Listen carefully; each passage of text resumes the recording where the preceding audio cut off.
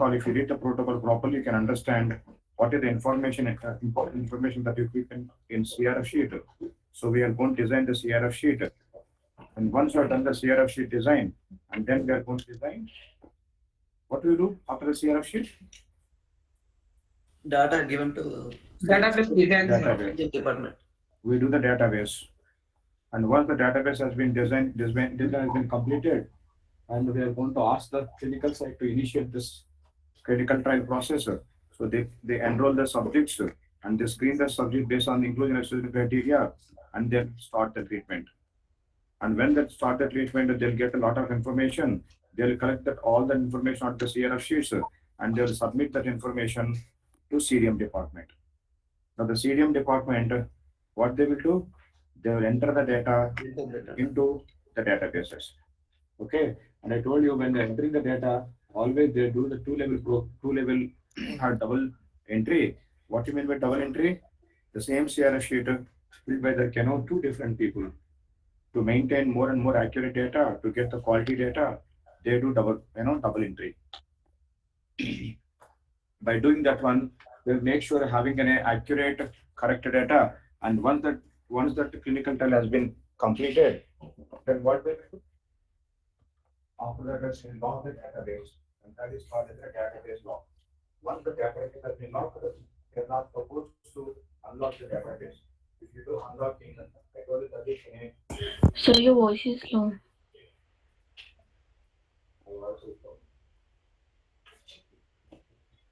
and once the database has been logged, now the department team for your data extraction. The data extraction team will extract the data from the database and then they'll create the raw database.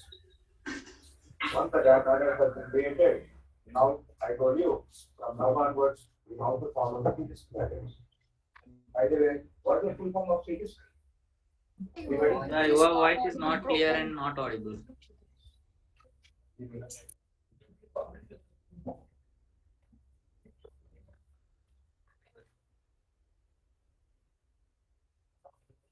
What is CDISC? Clinical data interchange standards. Data Consortium. standards consortium. consortium. Clinical data interchange standards consortium.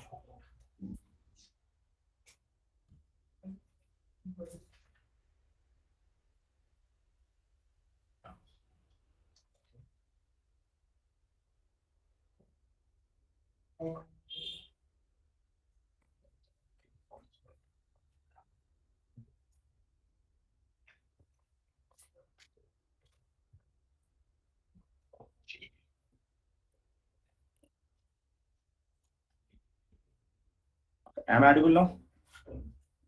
Yes, sir. Yes, sir. Okay. So whatever the clinical trial data that we have, and I told you we need to submit this data to FDA. Initially, people used to submit, all these pharma companies used to submit that in their own format. But I told you they want to submit, everybody wants to submit in a uniform manner. So for that reason, they created an organization called, what is that organization? CDISC. CDISC. Clinical Data Interchange Standards Consortium. Yeah. It's a non-profit, multinational, voluntary organization. Okay, who is going to be there in the CDISC? In the CDISC, we are going to have people from different pharma companies, and we are going to have people from FDA, and we are going to have people from different, country governments, and we are going to have an NGOs. It's a non-profit, multinational, a voluntary organization which has been created in 1994. Okay, we'll discuss about the CDISC later in detail. But according to CDISC guidelines, we have three. According to CDISC, we have three important guidelines. Whatever the clinical trial data that we have, and we need to submit the clinical trial data according to the guidelines given by the CDISC. And what the first guidelines I told you? SDTM. SDTM, ADAMS, TLF. Okay. Then what is SDTM? Study data tabulation model. Study data tabulation model.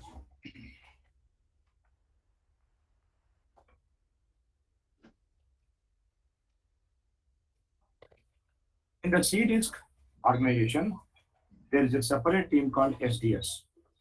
Okay, submission data standards. Submissions data standards. This SDS team will frame the SDTM guidelines. CDISC లోపల ఒక non profit team ఉంటుందండి, which is an SDS submissions data standards.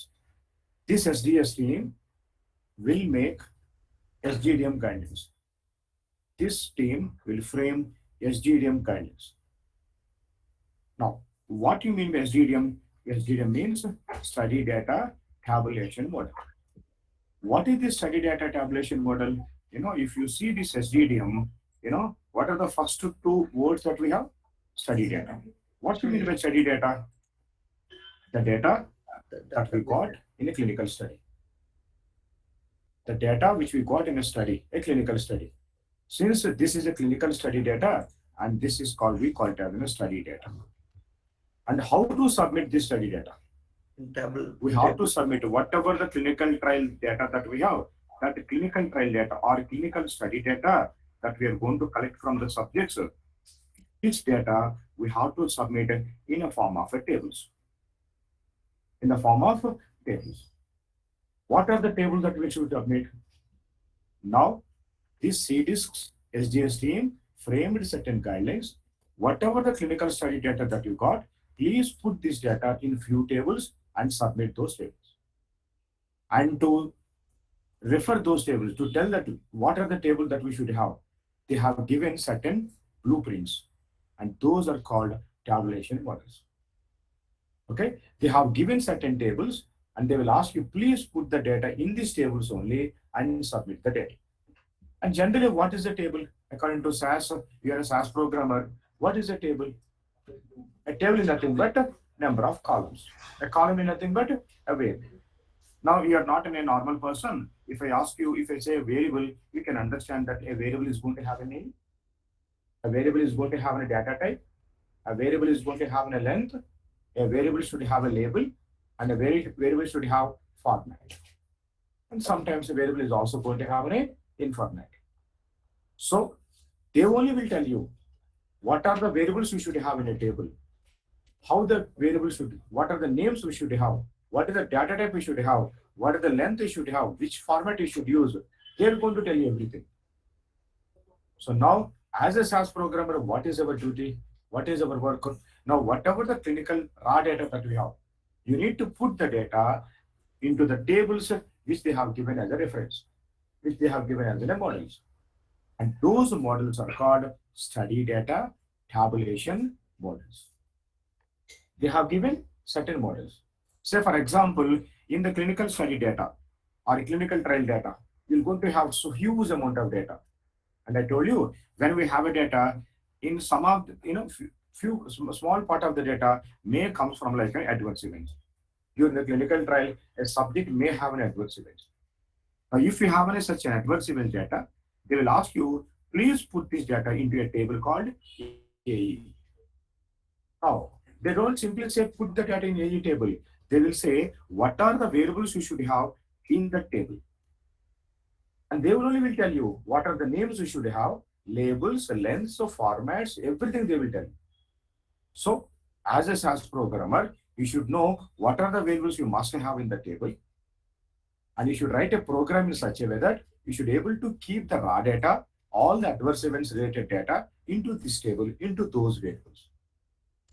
So they have given all these model tables, AE table, DM table, concomitant medication, CM, labs, LB. They have given around 40 models, and those models they have given in a document called study data tabulation model.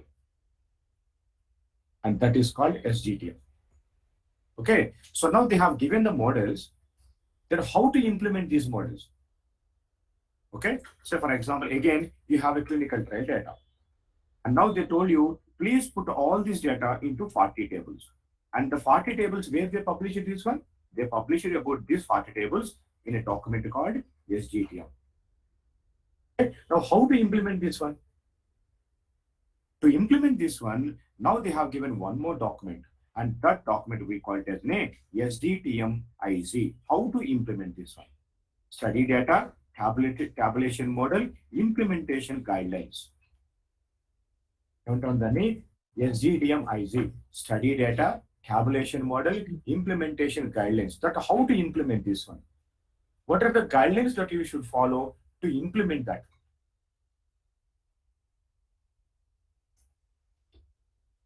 Understand this one? So SDTM is going to have a tabulation models. How to implement that tabulation models? So that information they published through SDTM IZ document. Clear, everybody?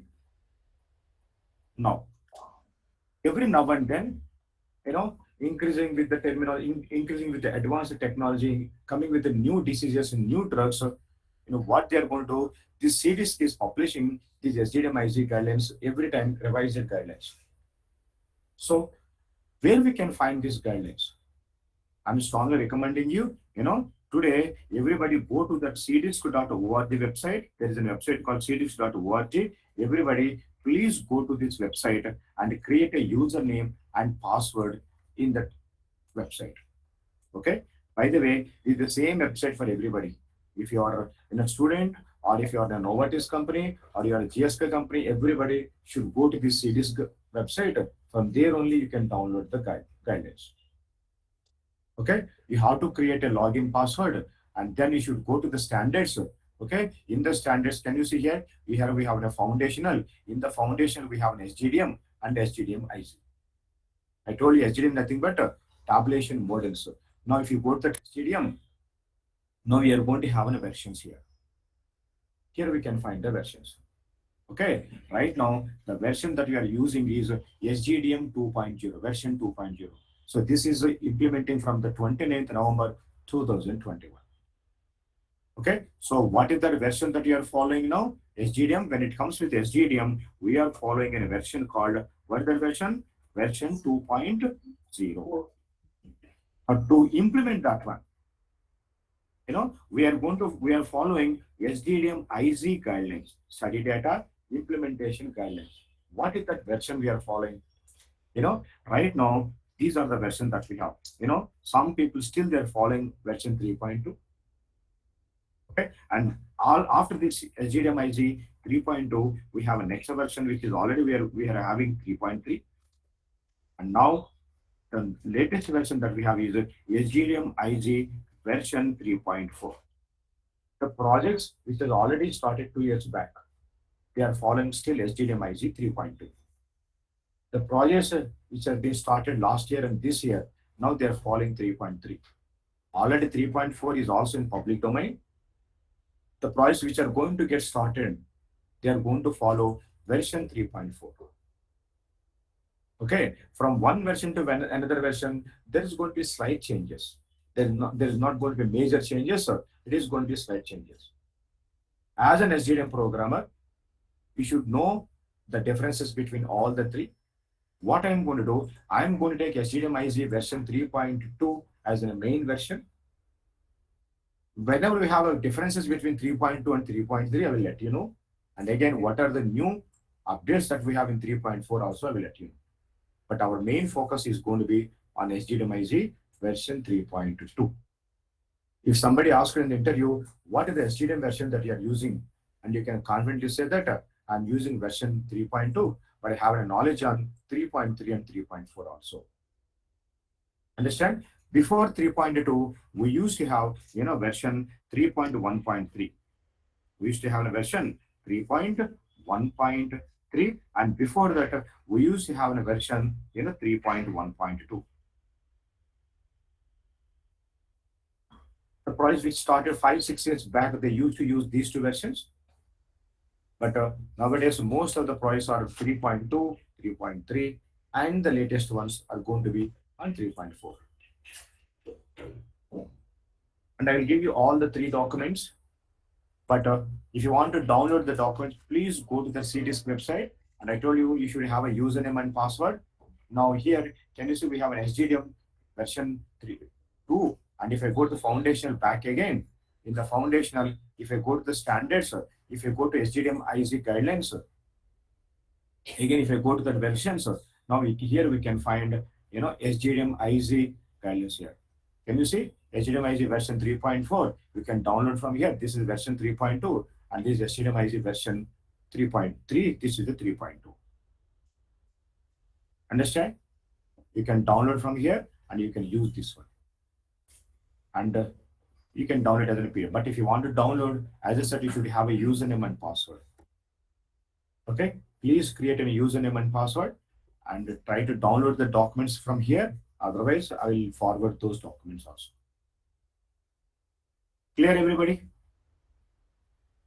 SGDMIJ version 3.2 is going to be 398 pages. Some people try to take a print out. If you want to, if you have a habit of reading hard copy, you can download, you can take a print out. But I don't say that. I don't recommend that taking in a hard copy and all. You can read whenever you want. You can read as in a soft copy also. Okay, because the 398 pages is a big thing.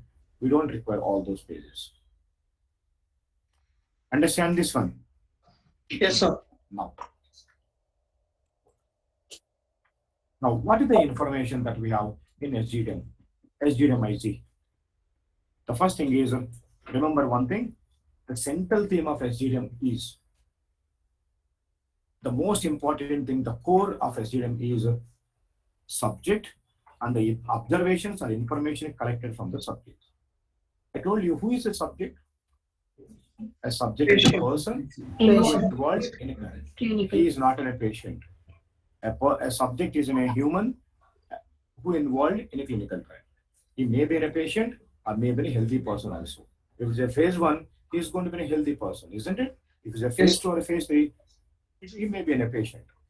So you should not call him as a patient. A subject is a person, a human who involved in a clinical trial. The whole STDM revolves around the subjects and the information that we collected from the subject. Okay? Generally, how we are going to collect information from a subject, we always collect information from a subject in a form of an observation. We always collect information in a form of a observation. What is an observation? An observation is nothing but in a record. Say, for example, I am going to write in here a record. We always collect information in a form of an observations. Now I'm going to write an observation here. So for example, I'm writing, subject 101. Okay. Now having, say for example, or suffering for example, I'm writing, suffering from fever from 21st September 2022 to 28th September 2022. This is an observation. From where we collect this observation, generally, we collect the observation from the subject. I collected an observation and I put this observation I collect this information to a CRF sheet. I collected one more thing. So for example, now I'm writing subject 176. So for example, having nausea, for example, nausea from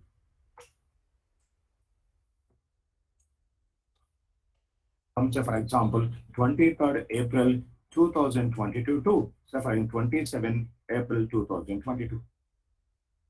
I collected one more record like this one, and I have collected say for example one more record, subject 234. So for example, some having some XYZ problem, having so for example some XYZ problem from say for example 11th April 2022 to say for example 19th April 2022.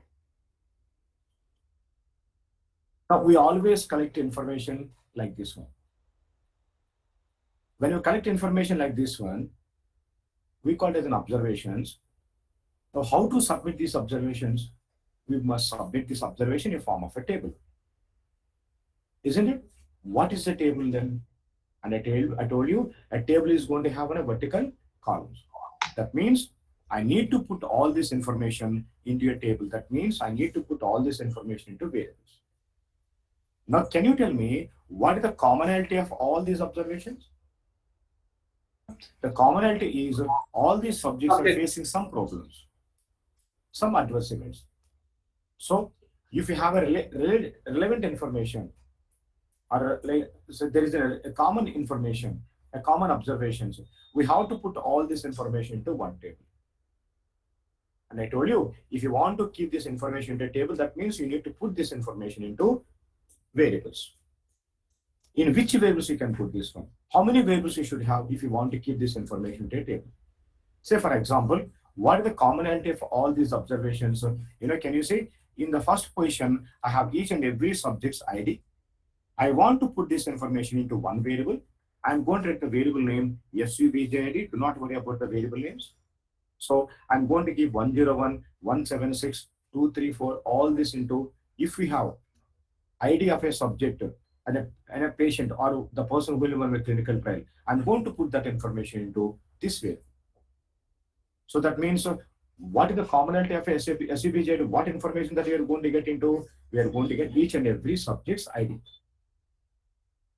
And then can you see, if you carefully observe this one, the first subject is facing fever, the second one is like having a nausea, and third person is having XYZ disease. Now there is a relation. There is a commonality of all these three values. That is an adverse event.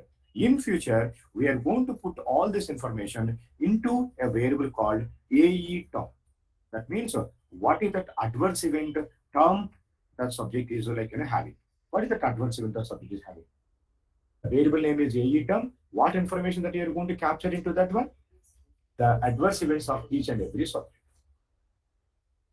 Okay, and then what is the next commonality that we have? The next commonality that we have, each and every subject when that adverse event has been started. I'm going to put this information into a variable called, do not worry about the variable names, okay? Now I'm going to put that information into a variable called AESTDTC. That means when the adverse event started. What is the start date and time of adverse event? Understand this one? And then now if that adverse event stopped, when it has been stopped, I'm going to put that information into a variable called AEENDTC. Adverse event, end, date, and time in character. So when we have a data like this one, I could be able to put this data into 4 variables. So that means when we have observations, how we are going to submit that observations? By putting that information to tables. If I say capture that information into table, that means where we are capturing that information, we are capturing that information into the variables. I'm going to show you one more here. Say, for example, the first person subject 101 having this fever, so for example, moderate fever. Is having a moderate fever, and the second person is is having a very severe nausea, and third person is having, say for example, mild XYZ drug. Okay, this is the situation. How this fever, nausea, as I said, XYZ comes under which variable now? That comes under AE term. Okay. And can you see here, we have a moderate, severe, and mild. So the intensity of the disease, the severity of the disease, this information will come into a variable called AE severity. So this is the variable that we are going to have. So that means when you're collecting information into a table, that means you're collecting the information into variables. Now, based on what type of data that you are capturing into variables, we can classify SGDM variables into 5 classes. So in today's class, first we are starting with observations and variables in SGDM. The topic is observations and variables. As I said, we always collect the information in a form of observations. Now we need to put that information into variables. Now we classify these variables into 5 classes based on what data that they are capturing. Okay. Now, if you are going as a 1 year, 2 years, sometimes with the 3 years experience also, now they will ask you, tell me the classification of SGDM variables. Tell me the classification of SGDM variables. Now, as I said, we can classify that SGDM variables into how many classes we can do? We can classify into 5 classes. And the first class is called as an identifier variables. First class is called identifier variables.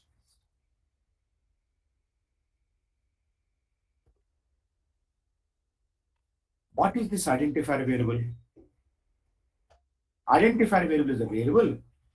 You can, by seeing that variable value, you can identify what is that study, who is the subject, okay, what is that observation. Now we are going to have these variables. These variables comes under identifier variables. By seeing the value, we can identify what is the study. అంటే మీరు identifier variable ఉన్న వాల్యూని చూసి you can easily identify what study it is. And you can easily identify who is the subject. And you can also identify what is the observation. What is that observation number?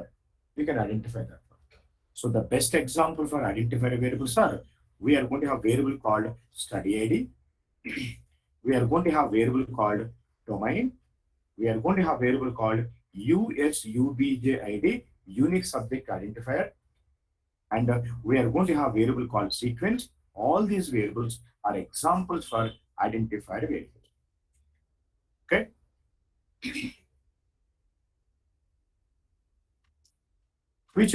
In the future, we are going to have variable called study ID. Okay.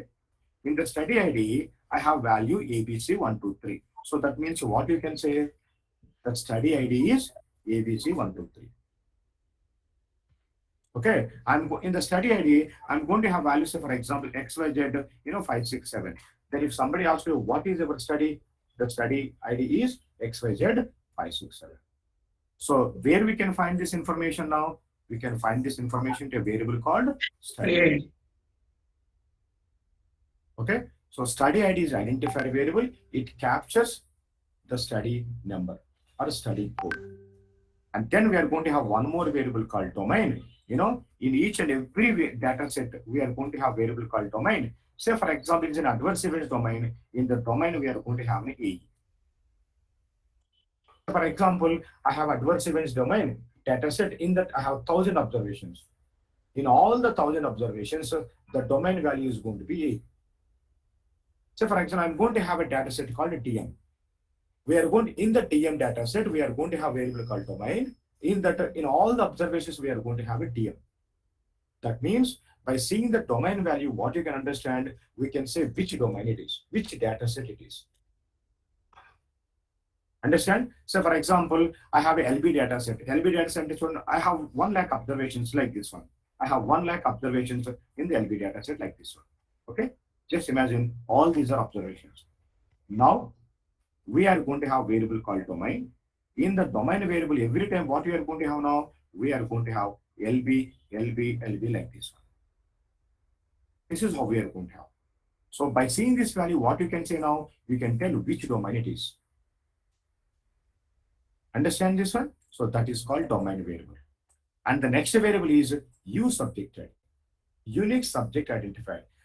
In the unique subject identifier, we are going to have a subject ID, subject identification number. By seeing that value, you can tell who is the subject. Okay, so can you see here? What is this value? This value is in a subject ID. Where we are going to keep this one? We are going to keep this one in a variable called USUBJID, which is called unique subject identification number.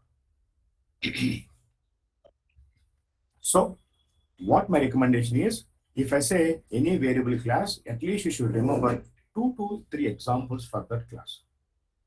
Okay. Initially, you may feel a little bit difficult and awkward, odd, these variable names. But if you listen to the 2 to 3 classes, if you complete one domain, all these variables are going to get repeated. It is going to be very easy to identify, to remember. Okay. Starting of కొంచెం difficult గా ఉంటుందండి how to remember these variables అని. But trust me, when you are into that, after the 10 days of SDTM, you will feel SDTM is very, very easy. So don't get scared and don't get worried. Listen to the class and try to remember, recollect the things. After 10 to 15 days, SDTM is going to be very, very easy. And you are going to tell me. Okay? SDTM is nothing but, we don't have anything. Just like if you read a few pages in SDTM, SDTM is going to be over. Very simple, very easy. Okay. Now, after the identifier variable, the next variable is going to be the next class is topic variable.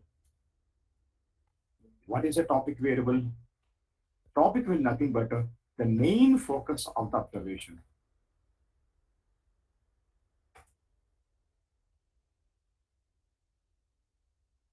Main focus of the observation. Now, think logically. When I show you these three observations, what is the main focus of the observation? What is the main important thing that you can understand in this? What is the main focus of what is the main focus of this first observation? The fever. So details of a subject is having moderate The fever. main focus, the most important thing in the second observation is nausea. The main important thing in the third observation is this XYZ. Okay. Now, this fever, nausea, XYZ, we are collecting this information to which variable here? Data. AE term. Now, AE this term. AE term is example for the topic variable. It is an example for topic variable. So that means what we are going to have in the topic variable, the main important focus of that observation, important point of that observation.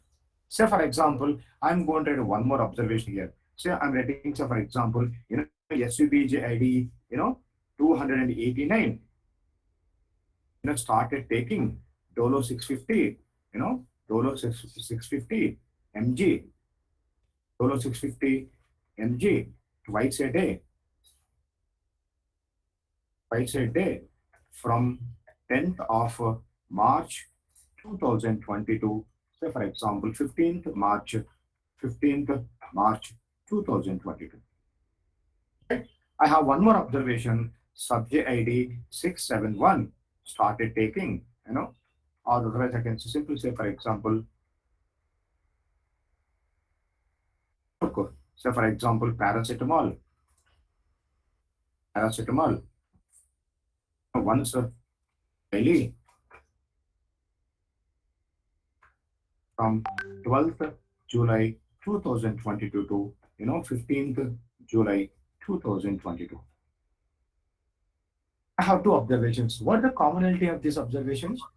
And by the way, Some the medicine. commonality of this, Medicine. I could say the commonality is the concomitant medication. Concomitant means during my clinical study, if the subject is taking some other medication not related to my study treatment, that is called concomitant. Okay, parallelly took some other medication, and that is called the commonality of both these observations is concomitant medication. If you want to put this information to a table, what is the commonality in this both? Here we have a subject ID. The first subject ID is 289 and the second subject ID is 671. I'm going to put this information into a variable called USUBJ. I told you U subject ID is going to have what we are going to have in the U subject ID. We are going to have a subject ID. Now the next one is, what is the commonality? The first person has took like a Dolo 650 and the second person has taken paracetamol. So I want to put this information in future into a variable called CMTRT. That means what is the treatment they have taken? What is the concomitant treatment they have taken? Okay, first person took Dolo and the second person took paracetamol. And the next information, the first person took 650 mg, the second person took only 200. Now in future, I'm going to put this information into a variable called CM dose. What is the concomitant medication dose he has taken? Okay, and the first person took 650. What is that one? Mg, and the second person also took paracetamol. That is also mg. Now this information in future I'm going to put into a variable called dose units. Okay, the first person took twice daily, and the second person took once daily. Now I'm going to put this one once or twice information into a variable called in future into a variable called CM dose frequency. That means how frequently they took this dose. We call it as a dose frequency. Understand this one? And then, the first person started taking this medication from 10th March. The second person started taking this medication 12th July. And this information in future, we are going to put into a variable called CMSCDTC. That means when they started the concomitant medication. Start date and time. Okay? And then if they stopped the concomitant medication, when they stop, we are going to put that information into a variable called ENTTC. Do not worry about the variable names. Just try to understand. I'm keeping relevant information, related information to one way. Okay, I will explain those variables later. So if I have an observation now, can you see now how many variables I put this information? We kept this information into 7 variables. Understand this one? Now, what is the main focus of these two observations? The first person took dolo and the second person took paracetamol. Now, whichever variable you are collecting this information, now that variable is the example for topic variable. Now, in the previous example, in the adverse events, AE term is an example for topic variable. In the concomitant medication, CMTRT is an example for topic variable. Understand this one? So that means in future, each and every domain is going to have one topic variable. We should have only one topic variable for domain.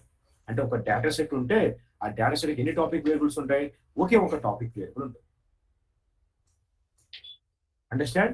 So in the interview, they're going to ask you, tell me the topic variable of AE domain. Tell me the topic variable of CM domain. Or tell me the topic variable of LB domain. They will ask you the domain name and they will ask you to tell me what is the topic variable in the domain. Very, very important question.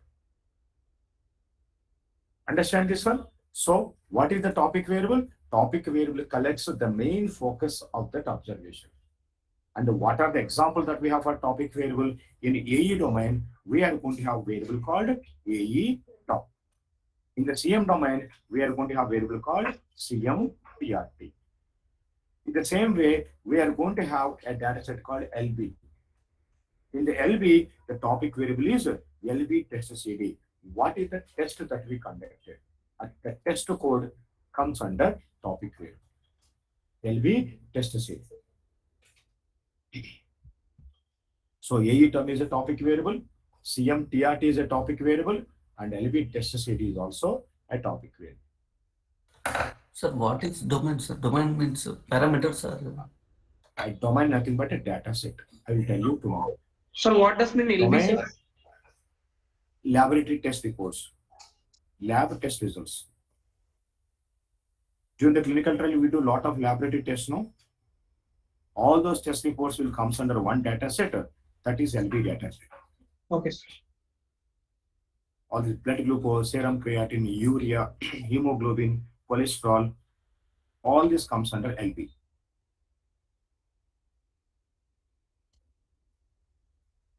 Now, the third variable that we are going to have is a timing variable.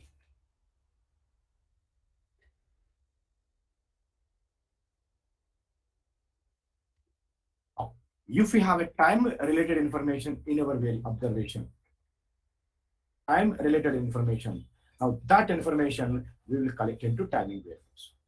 Now, can you tell me, in this observation, do we have any time-related information? Yes. Starting date. What are the information that we have? Start date and end date. Now, whichever variables capture the start date and end date, these variables are examples for timing variables. Now, can you see here we have an adverse event data set? Do we have any time-related information? Yes, we have adverse event start date and adverse event end date. So these two variables are example for timing variables. So if you have any time-related information in our observation, that time-related information will be get captured into the timing variables. Understand? Now, what is the example that we can tell you now? In AE data set, we are going to have AE SDTC, and we are going to have AE ENTTC. These two are examples for timing variables. Now, in the same way, in the concomitant medication, we are going to have CM SDTC, concomitant medication start date and time in character data type, we are going to have CMENTTC.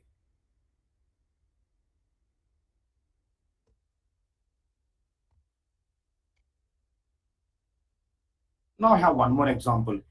So for example, I'm telling you, here subject to 101, having 234 μg per deciliter, μg per deciliter blood glucose on, so for example, 23rd June 2022. We have any time-related information in this record? Yes, sir. 23rd June 2022. So this is the sample collection data. Now this information in future, we are going to collect into a variable called LBDTC, Laboratory Sample Data Collection Data. When did you collect the sample? Now this LBDTC, now an example for timing variable. So in the LB domain, we are going to have a variable called sample collection data, which is LBDTC.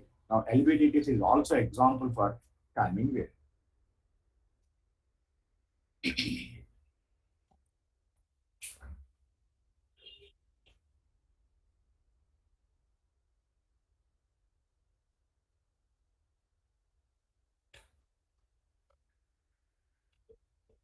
Then we are going to have fourth class, which is called qualifier variable.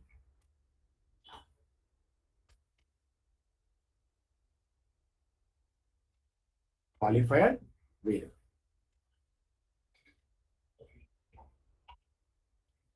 I will come to the qualifier variable later, and then we have a fifth class, and this is called as a rule variable.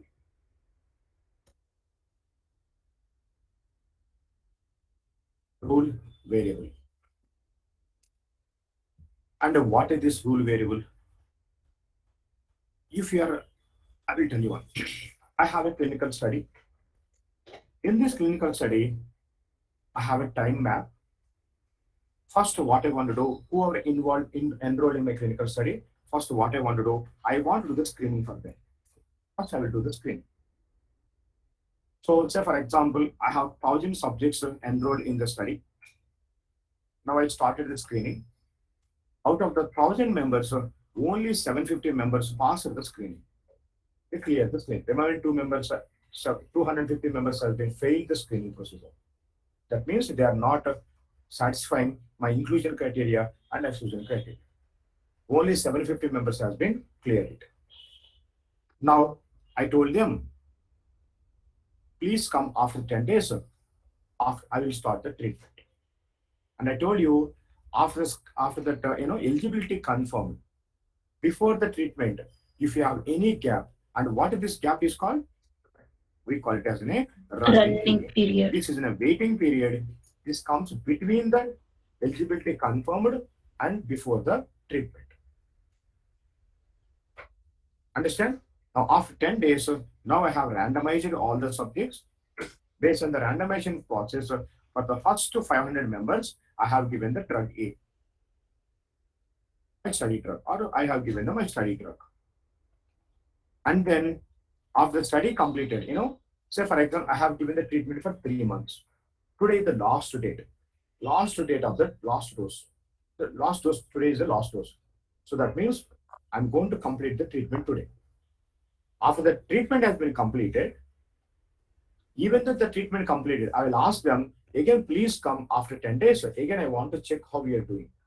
And last dose ఇచ్చిన తర్వాత కూడా మళ్ళీ మనం ఏం చేస్తాం, ఇంకొకసారి subject ని you will ask them to come to the hospital to check.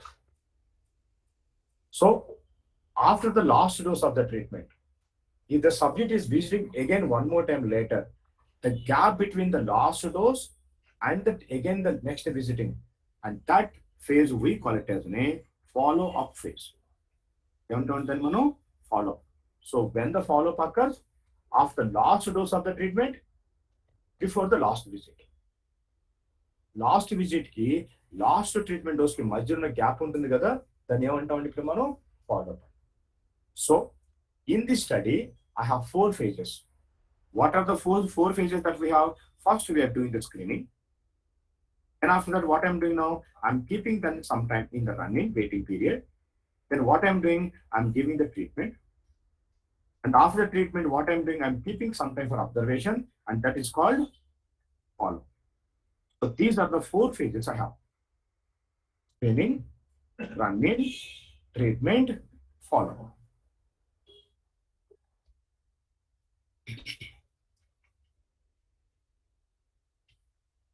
Just imagine this is a migraine study. Okay.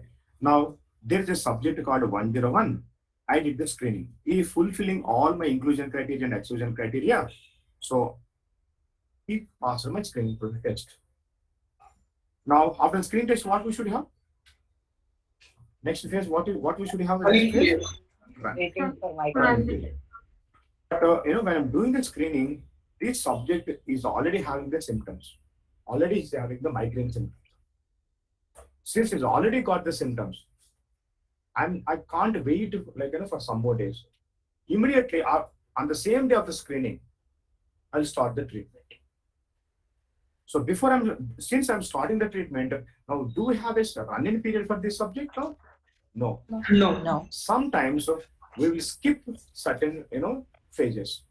If you are skipping any such kind of phases, that information in future we are going to put a variable called TA trans. Now this TA trans is example for rule variable. So that means in a clinical trial, if you are skipping any phases, that information we are going to collect into a variable called TA trans. Now the TA trans is an example for rule variable. Okay. Sir? Yes. Sir, run-in phase is mandatory, sir. Not mandatory. Depends on the study. In some studies, we are going to have run-in, and in some studies, immediately after screening, we'll start the treatment. I mean, in other way, it is only leads to loss only, sir. And, when we're doing screening at the first time, it is not Okay. same as they will be after 10 days, no, sir. No, but the thing is, if it is a migraine study or some other study, so you will not have continuous symptoms, right? Isn't it? When Yes, you sir. should start the treatment, when we should have a treatment, when we have the symptoms only. So when I'm doing the screening, you may not have the symptoms. So we need to wait until you get the symptoms. Okay. Yes, sir. In the scenario, we are going to have a run-in period. Now, I will tell you one more thing. I have a study. Here I'm going to do the screening first. And after the screening, I'm keeping some time in waiting, running. And after that, I'm started the treatment. In this study, first I'm giving 100 mg dose. And I have given for 10 days. And after that, I'm going to increase to 200 mg. And after that, in my study, I need to give 500 mg. And then after the last dose, I should keep him for some time in the follow. This is my study. In most of the studies, between the 2 doses, first 8 doses, what is the dose I'm giving in the first? 100 mg. 100. Now, after the 100 mg, before giving the 200 mg, I'm going to put some time in the break. So, for example, every day he's taking 100 mg. He has taken for 1 week. And after that, what I should do, I should give 200 mg. But after 1 week, I'm going to give rest for 48 hours or 24 hours. Because that whatever the dose or drug that is present in his body should be get eliminated. Then only I can start the next treatment. And if I'm waiting between the treatments, and that we call it as a washout period. Washout period and washout stage or phase. So when we have crossover study, so that means when we have a multiple treatments for one subject, between the treatments, we wait for some time, and that is called as a washout period.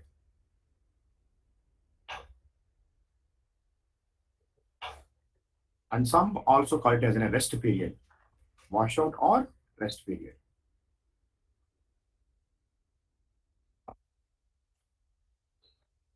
In my protocol, I have an information about, give the rest for 48 hours between the treatments.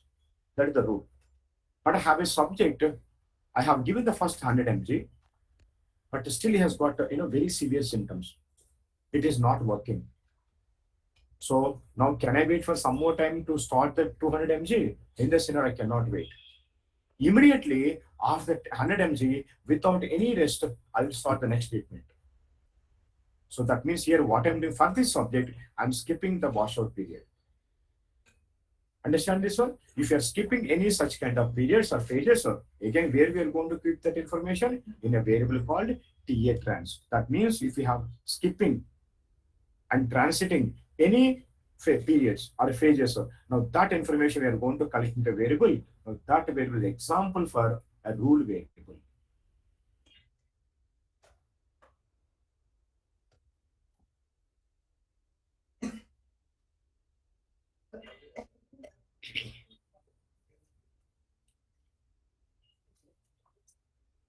Now I'll give you one more example. It is a diabetic study. Today morning at 10 a.m., they took the blood glucose level, and the blood glucose level was, so for example, 375. Today morning at 10 a.m. And again, they did the same test afternoon at 2 p.m. In 2 p.m., the blood pressure level was, the blood glucose level was like 360. Okay. Again, they did the same test night at 9 p.m. When they did the same test again at 9 p.m. and that the blood glucose level was, so for example, 390. After seeing all the test reports, now the investigator started the treatment. So after the 3 tests, they started the treatment. They started giving the medicines. Okay. Now the subjects took that medication for 1 week. After 1 week, again they measured the blood glucose level. Now this time the blood glucose level was, so for example, 250. Now, what is the reduction in the blood glucose level? How much blood glucose level has been reduced? How much blood glucose level has been reduced? Is it 250 minus 390? Or 250 minus 360? Or 250 minus 375? So 150, 110, 140.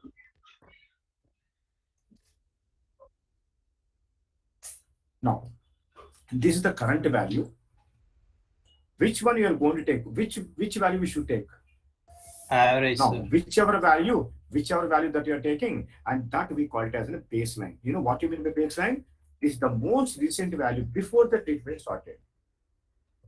Treatment start చేయడానికి ఏదైతే మీరు treatment ముందు ఏదైతే వాల్యూని తీసుకుంటున్నారో ఒక basis కింద that we call it as a baseline value.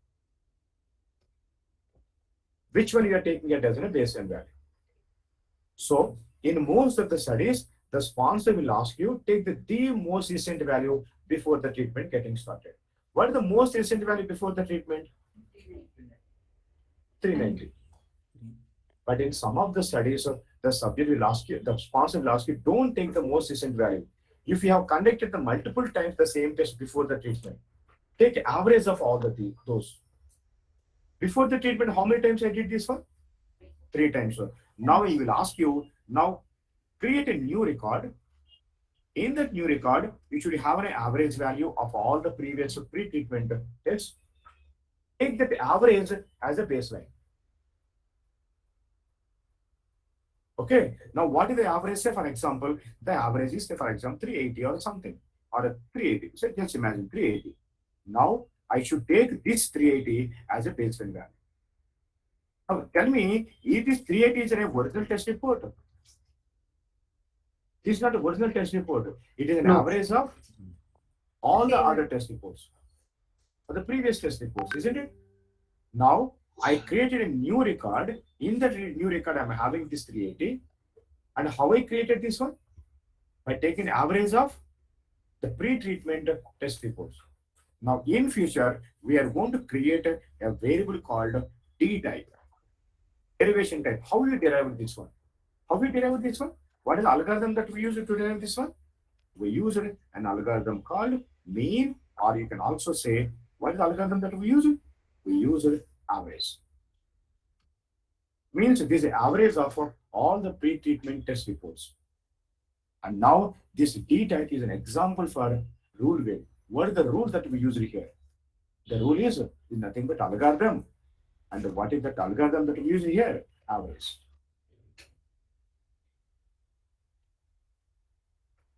So now T type and TA trans both are examples for rule variables.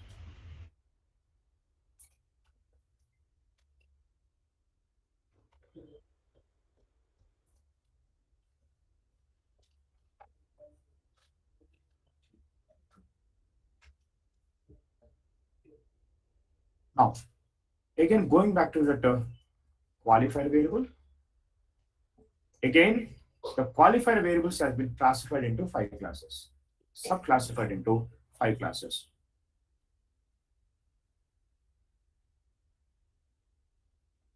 First one is called grouping qualifier.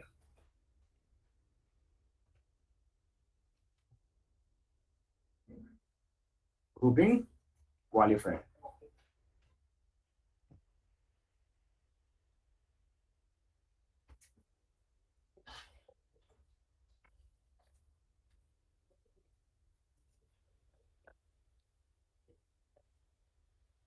These variables group together relevant observations or related observations.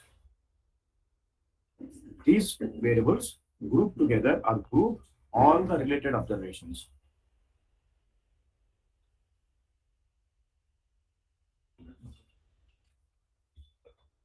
The best example that we are going to have variable called cat, that means category. We are going to have variable called subcategory, scat.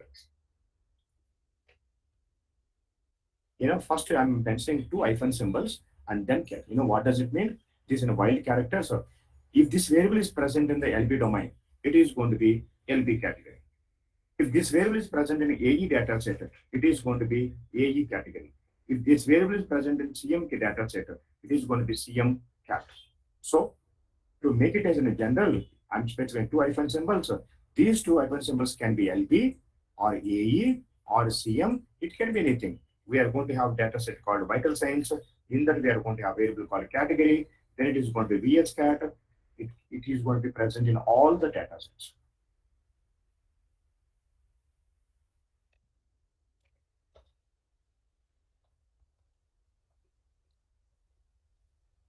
Again, under that category, we are going to have subcategory. Again, we are going to have LB subcategory. And we are going to have AE subcategory, CM subcategory, and like that one.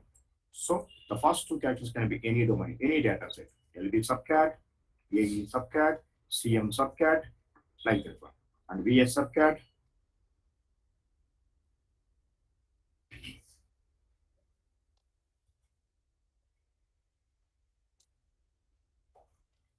Now, for 101, I did the blood glucose test. Do you know blood glucose test comes under which category? In the laboratory, is it comes under serology? A. 101 again I did say, for example, hemoglobin test. Hemoglobin test comes under what? Hematology, right? Is it hematology? So 101, I did say, sorry, blood urea. This comes under again serology, if I'm not wrong. Again, so for example, 101, I did serum creatine. Serum creatine comes under again serology. Tell me some urine test, anybody? We also do the glucose, urine glucose also, right? Glucose, we do 2 different tests, blood glucose and urine also, right? Urine analysis.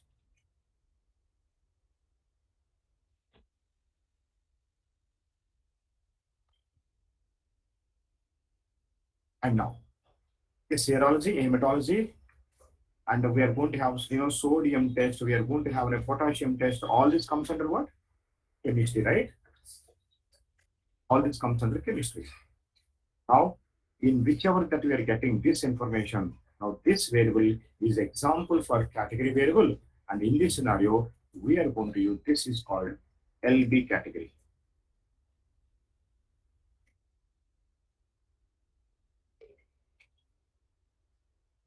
In future, by using the category variable, I'm going to sort the data. నేను ఇప్పుడు sort by LB categories అని అనుకోని ఏమవుతుందో తెలుసా? Irrespective of the subject, all the serology tests comes as one group, all the hematology will come as in one group, all the urine analysis will come as in one group. So we are going to use that category as a sorting variable in future. Now, again, hemoglobin comes under hematology into what category? For example, I have an RBC test, I have a WBC test, and all this comes under which one? Of course, these all come under hematology. Again, in the hematology, these comes under what? Differential counts, right? Isn't it? Now, that differential counts comes under LB subcategory. So if you have any further category, under the category, those categories comes under LB subcategory. Say for example, sodium, potassium, I told you, those comes under which category? Chemistry, right? Again, in the chemistry, again, it is going to comes under nutrients or something. Electrolytes, right? Electrolytes, right? It comes under electrolytes. Okay, so if you have any further category, and that's further category will come into which variable now? LB subcategory.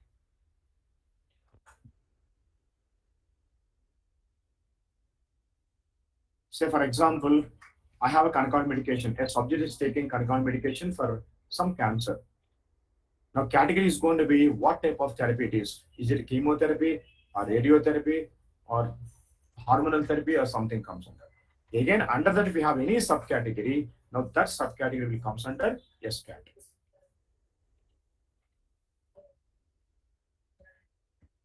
So category, subcategory comes under which variable, which classification now?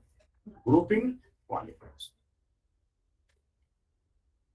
Then we are going to have the next variable is result qualifier.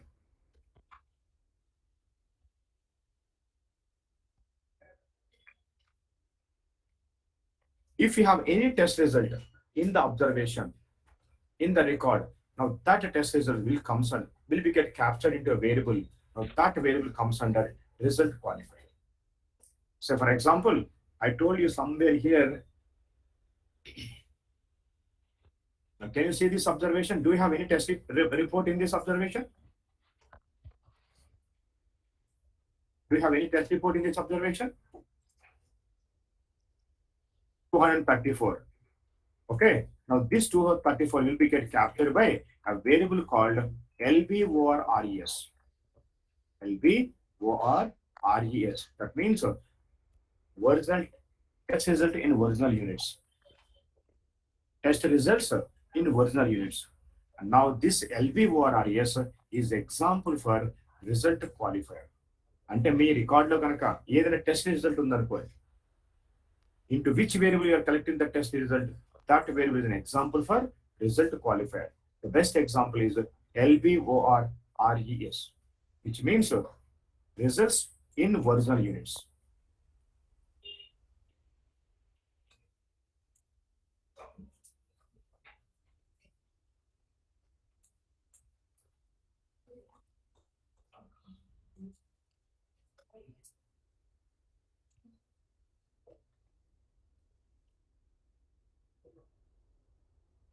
The third class that we are going to have is synonym qualifier.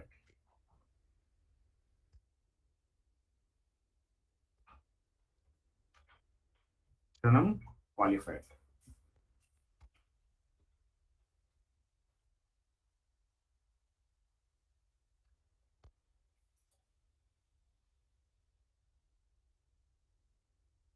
I'm taking this example. Again, in this example, what is the main focus of this example? Can you see this one? Medication, Dolo, and paracetamol. Take the Dolo 650 example. In Hyderabad, in India, particularly in Hyderabad, everybody knows about the Dolo 650. Is it? Because very famous. Whenever you have any problem, directly you take and like Dolo 650. In India, it's famous. But when you submit the data to FDA, is there any chance that FDA guy is going to know about the Dolo 650? He may or may not know about that. So again, in all the times in CMTRT, we are going to have the local branded name. So that means when the subject takes some medication, whatever the medication drug he has taken, we are going to collect that information in CR sheet. That information we are going to put in CMTRT. Local doctor ఏదో medication prescribe చేస్తాడు drug brand ఆ brand తీసుకుంటాడు now we're going to put that information where CMTRT. In local Hyderabad, that is famous. Everybody knows about that one. But how do an FDA case will come to know about that one? No choice, no chance. In that scenario, what we are going to do, we are going to create a standardized dictionary equivalent word for the CMTRT. That standardized word we are going to keep into a variable called CMD code. Okay. Now the CMD code is an example for Senum qualifier. CMD code ఏముంటుందండి, there is going to be a dictionary called WHO drug dictionary. By using the WHO drug dictionary, we are going to generate the equivalent standardized word for the dolo, and that standard dictionary word where we are going to keep it now, we are going to keep into a variable called CMD code. What we are going to have in the D code, we are going to have a word equivalent to dolo, but it's in a standardized word. So that means dolo and this word both are similar, but dolo is a local branded name, and what is the chemical, what the standardized international word that we have for that one, that information we are going to keep it in CMD code. అంటే ఇక్కడ CMD code వేరే information ఏదో ఉండదు, ఎవరి information ఉంటుందండి, we are going to have the same information of the CMTRT, but we are going to have a standardized word. Understand this one? Now since both contain the same information, but since it's a standardized dictionary derived word, now CMD code is example for synonym qualifier of CMTRT. It is a CMD code is synonym for what? Synonym for CMTRT. And again, if I go back to here, in that what you call AE, adverse events. In the adverse event, I have an essay, for example, adverse event. A subject has told me he has got a very wandering headache. This wandering headache or something like this one. In the local terminology, we know what you mean by wandering headache, very severe headache or something. But how do an FDA guy comes to know what you mean by wandering? So in the CRF sheet, we always collect a local verbatim name. You know what you mean by verbatim? Verbatim means local accent, local terminology. So we always collect that whatever the subject has told you, we are going to collect that information. Exactly that information. That is called verbatim name. But if I write a verbatim name, there's going to be some confusion. He may not know about that information. So for an adverse events, in future, we are going to have a dictionary called METRA, by using that METRA dictionary. Okay, by using that METRA dictionary, what we are going to do, we are going to generate the standardized word and we are going to submit that.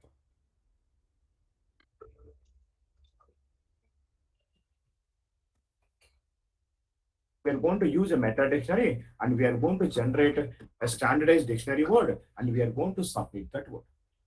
And now that whatever the standardized word that we are going to generate, now this information we are going to put into a variable called AED code. Now this AED code is an example for synonym qualifier. And a headache, pondering headache, a pondering headache, what is the equivalent standardized word that we have? We are going to generate and we are going to keep that into AED code. So we are going to have a data set called LB domain. In the LB, we are going to have a topic variable called LB test series. Or we are going to have vital signs, or we are going to have a variable called VH test series. In the VH test series, if it is systolic blood pressure, we are going to have like this one. We are going to have it as a CISBP. What is CISBP? So we are going to have a short name like this one. Now we are going to write the full name, complete name in another variable called VE test, VS test. And here we are going to have systolic, complete name systolic blood pressure. And we are going to have here diabetes. What's the full name for the diabetes? Diastolic blood pressure. And in the test series, I'm going to have, BMI. And what the full form of that one, full name of that one? body mass index. That information where you can find now test it. Now this VS tester is example for what? Synonym qualifier. So that means the extraction is going to have the same equivalent value, but we are going to have a complete full form. But test CD is going to have a short name, test is going to have a complete name. Now, VS test is an example for synonym qualifier. In the AE decode is the synonym qualifier. In the CM decode is the synonym qualifier. So, if you have a synonym qualifier, 3 examples, what are the variables that you are going to tell? So, VS test is an example. Okay, and AE decode an example for synonym qualifier. CM decode an example for synonym qualifier.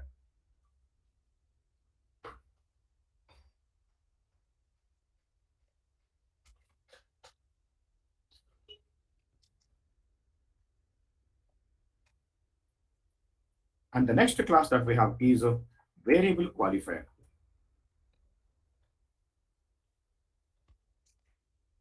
Variable qualifier. It qualifies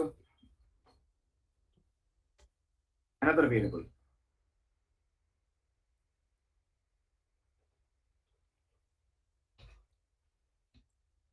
It qualifies another variable.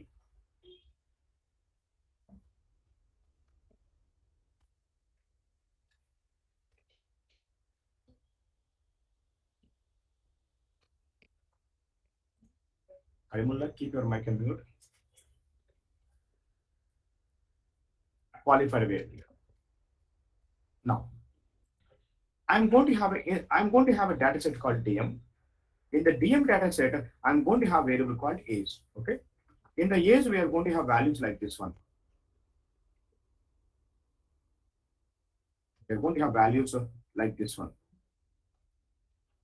Actually, what is this? 23. What is the 23? Age. Age what? 23. Is it days? Yes. Yes. Yes.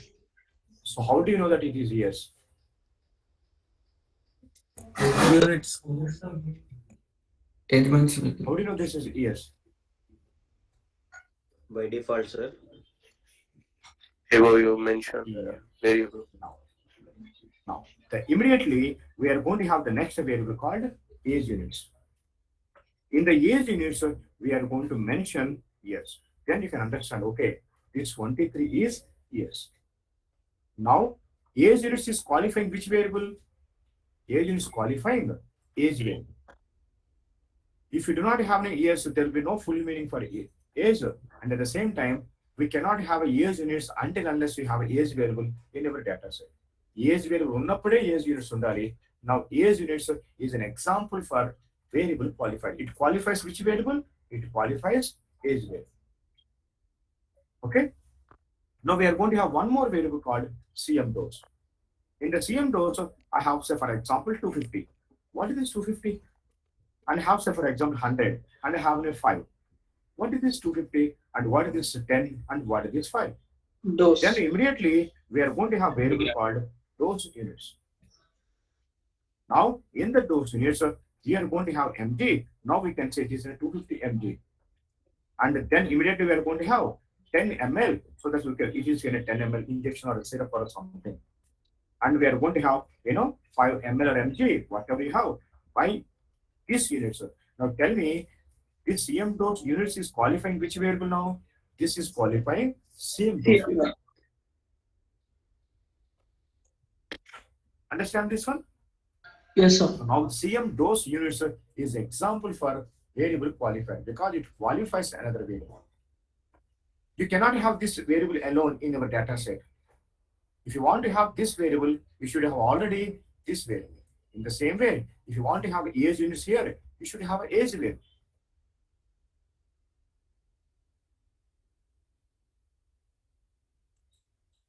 Now I have a variable called LVORRES, which means test reports in the original units. I have a test called blood glucose and the value is 245. What is this 245? Then immediately we are going to have ORRESU. What is the units? It is going to say, for example, mg for deciliter or something, mg for ml. Now I'm going to have mg for microliter or something. We are going to have mg for PA. So that now we can understand, okay, this is 245 mg for deciliter. Or sorry, I can say μg for ml or something. We are going to have a VS test CD, and we are going to have VS or RES, and then we are going to have VS. We are going to have VS or RESU. SCD I have height, and ORRES I have 158. What is 158 meters? Height. Then immediately we are going to have CMS so that you can understand, okay, 158 centimeters. I have one more variable called weight, and here I have, say, for example, 1 or 2. And by seeing that ORRES only, we can, okay, 1 or 2 LBS. And we are going to have a variable called SysBP, and the systolic blood pressure, I have, say, for example, 125. What is this? We are going to have mmHg, so that we can understand, okay, 125 mmHg. So now VS ORRE is an example for which variable now? Variable qualifier. It qualifies another variable.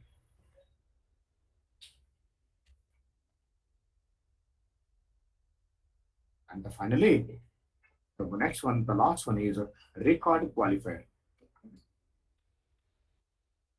Record qualifier.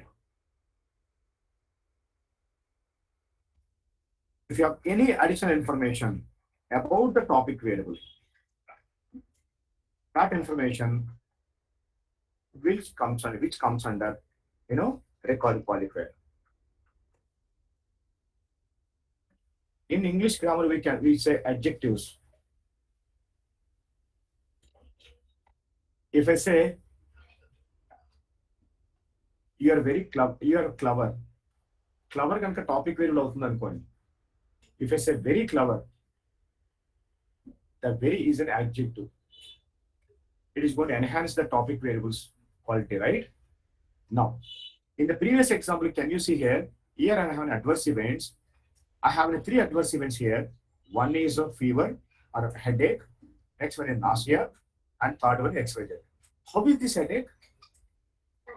Moderate. This moderate, which variable I am collecting that information? A variable called AESCV. Now, this variable is example for record qualifier. If you have any additional information about the topic variable, that additional information comes under which variable now? Record qualifier. Now, this AE severity is example for record qualifier. Okay. Now, apart from that, we are going to have variables called variable of the record qualifier. Yeah. We have AE severity. We are going to have age variable. We are going to have sex variable. We are going to have a race variable. We are going to have an ethnic variable. All these variables comes under record qualifiers.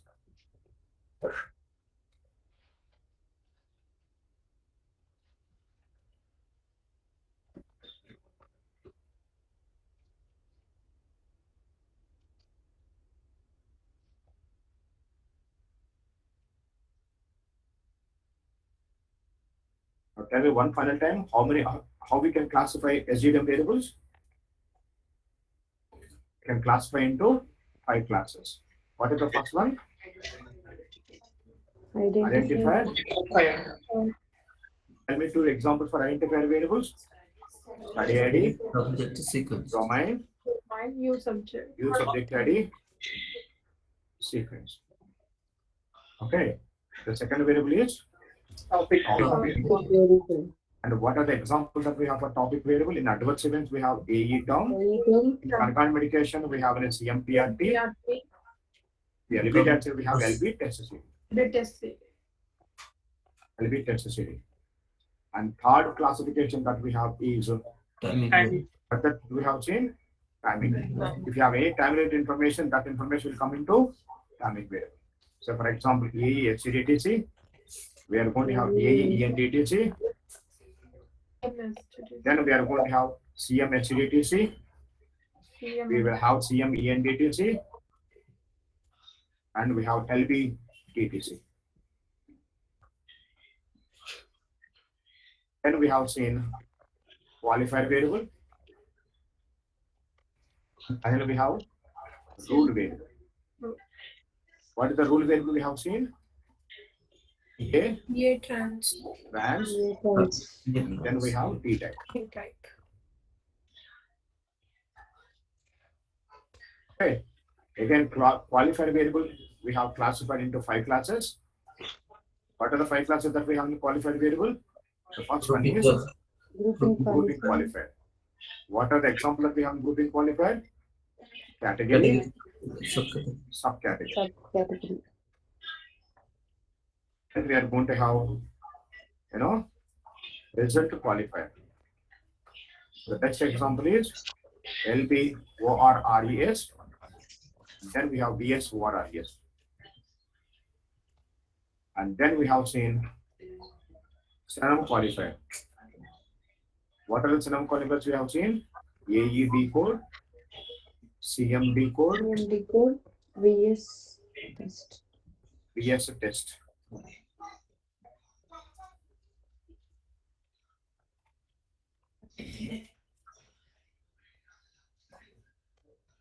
Then fourth class that we have in a variable qualifier. Age units, CM dose units. Okay. And then we have seen record qualifiers. What are the record qualifiers that we have? Age, then we have an sex, then we have an race, Ethnic. then we have an ethnic, then we have, age severity. All these are examples for record. This is classification of SDTM variables. By tomorrow, you have to by heart it. Understand? You have to by heart this flowchart. I'm going to ask you questions randomly in tomorrow's class.